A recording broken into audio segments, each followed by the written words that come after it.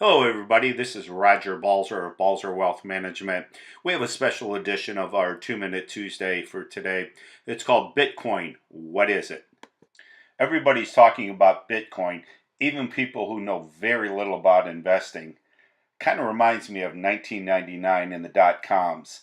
It's probably a bad sign for Bitcoin. Recently, I had a conversation with a client who asked, "What is Bitcoin?" I told him Bitcoin's a digital currency designed to be scarce, anonymous, and secure.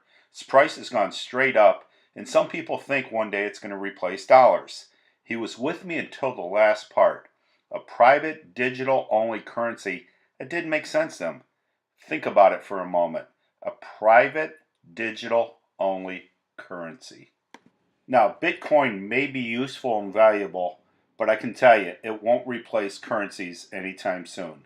Now, unless you've been hiding under a rock, you know Bitcoin prices have just gone bananas. I won't even quote any numbers. Anything I say is going to be embarrassingly wrong by the time you watch this. Could some virtual currency that only exists on a computer screen really be worth these crazy prices? Maybe. If you think it'll become a major medium of exchange, Bitcoin today then is underpriced. That's a big if that I'll discuss in a minute. First, let's look at some of the more practical issues. To begin with, a Bitcoin enters the digital world when someone mines them. They mine them by solving certain mathematical problems.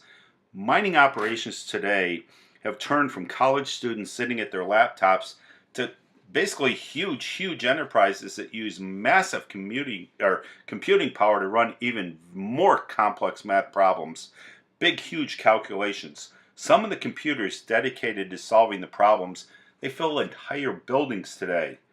Bitcoin's anonymous inventor, Satoshi Nakamoto, he built scarcity into the system.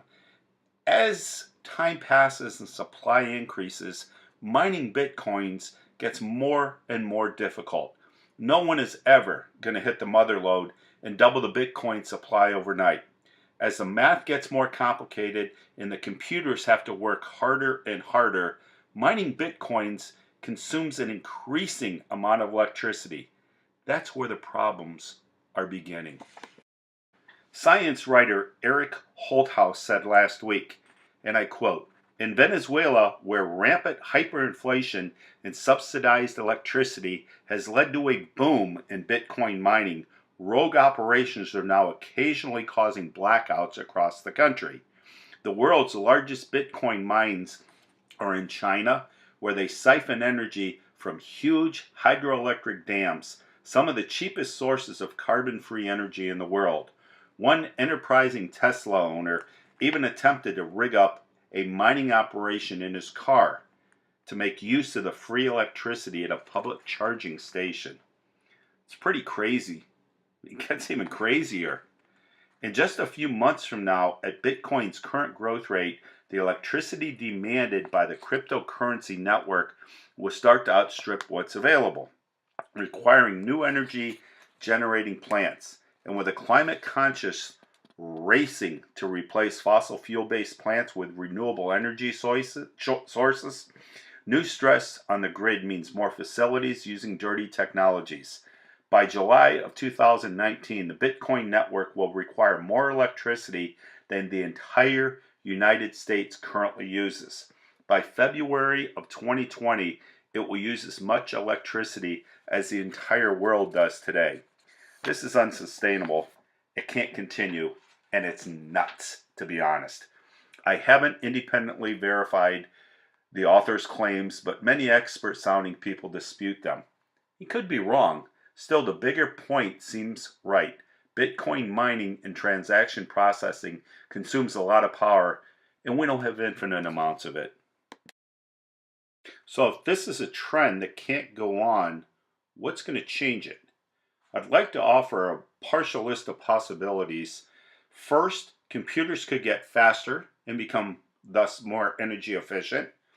Number two, we could find new sources of cheap, abundant electricity. Bitcoin's prices could fall and make mining unprofitable, probably going to happen. Another less energy consuming cryptocurrency could take Bitcoin's place, which there are a lot of them that are out there right now. And finally, governments could outlaw Bitcoin and shut down the miners. Of those, government interference could be one that starts off in the beginning with the greatest threat. Governments don't like the autonomy because it facilitates what's called tax evasion, money laundering, smuggling, other illegal acts in dealing with this cryptocurrency, as they call it. But something more basic may start the demise of these cryptocurrencies. It's what is money? You can't talk about Bitcoin long before you get to the what is money question. My answer is money is just very simply a liquid asset. It's the most liquid asset that's out there today in any given place and time. Everyone accepts it as payment because they trust it. And they trust it because they know that others accept it. Could Bitcoin or another cryptocurrency ever reach this status? Possibly. But I want you to take a moment, pull a dollar out of your pocket, and look closely at it, and you'll see there's a spot about legal tender. You'll see it on this slide where it's circled. Your dollar bill is legal tender for all debts, public and private. The government says so everyone must accept it, and we do. Nothing prevents us from accepting other currencies as well. You can trade chickens for cows, cows for chickens. You can trade vice versa. You can trade anything out there that you want. That's how the old barter system was. Everyone has to agree on it.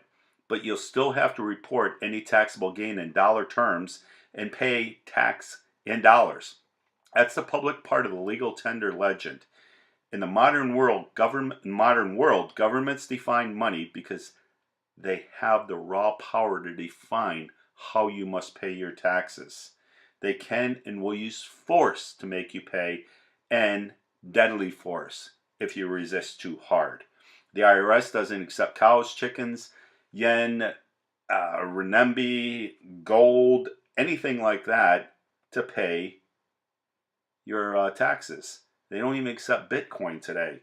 It demands dollars. If you don't have any, go find some, borrow some, or you're going to go to prison. As long as we pay a significant part of our income in taxes, we must own whatever currency the government accepts as payment. Business accounting must use government dictated currency as the unit of accounting. That means that most people are going to default to using the same currency for personal spending and investing. This gives government issued money an automatic advantage over Bitcoin or any other competitor. When national governments start accepting Bitcoin for tax payments, you can fairly call it money. Until then, it's simply another risk asset like gold, stocks, bonds, or even pork bellies. So to answer the question that is on everybody's mind today, is Bitcoin an asset that you should own? Well, probably not, unless you're prepared to lose some serious money whenever the price heads south, which it's probably going to. I don't forecast. I don't know when it's going to happen, but I can tell you this is a bubble that I mentioned earlier. Looks like the dot-coms of 1999, where you had young millennials coming out with products and ideas that basically there was nothing behind them, and that bubble burst, and a lot of people lost a lot of money. Now keep in mind, bubbles get way bigger than anyone thinks possible, but at some point they all pop. And in my humble opinion, this one will too. If you have any questions about Bitcoin or your 401k or anything else, please reach me at any of the numbers that are listed here, 440-610-3012, or shoot an email to me at roger@balzerwealth.com. Thanks for listening. Hope you have a great week and look forward to talking to everybody very soon. Take care now.